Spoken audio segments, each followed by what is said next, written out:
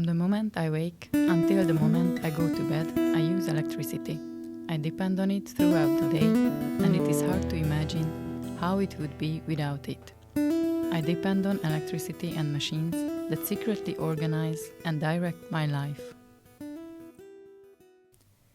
But what is really behind the socket, and where all this electricity coming from to me? On the one hand, electricity is everywhere.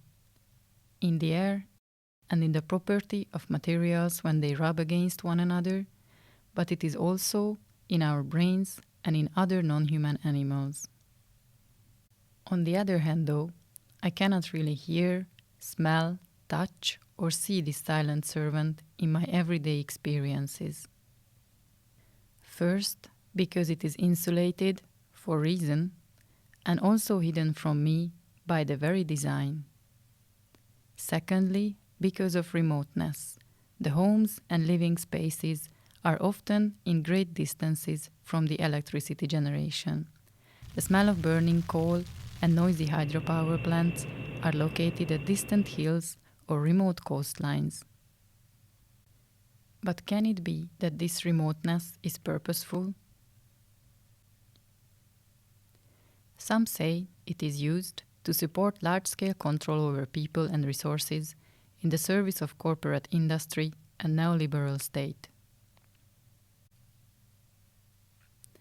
And what is hidden behind the walls, what we really rely on, is human labor and natural resources. They are rendered invisible because they are cheap and can be easily exploited as they fuel economic growth. This means that electricity is alienated from its producers, the labor of human persons and nature, so it appears as an autonomous source.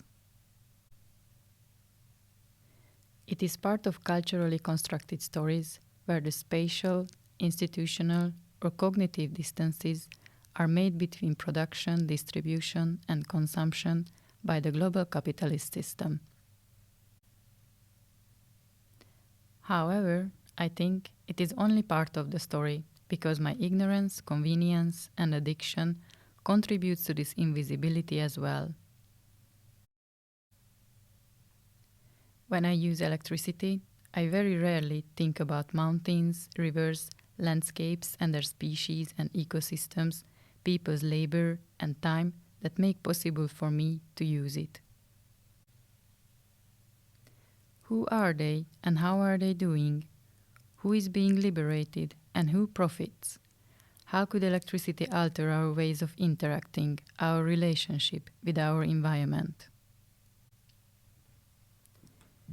Maybe I should look at electricity not as machines and commodities, but as a flow, a relationship that connects spaces and living beings, humans with non-human creatures entangled in a web of life. What I have found behind the socket is electricity's inherent insensibility, my dependency on it, and the system which prevents direct interchange with the environment by alienating nature and human labor within it from me.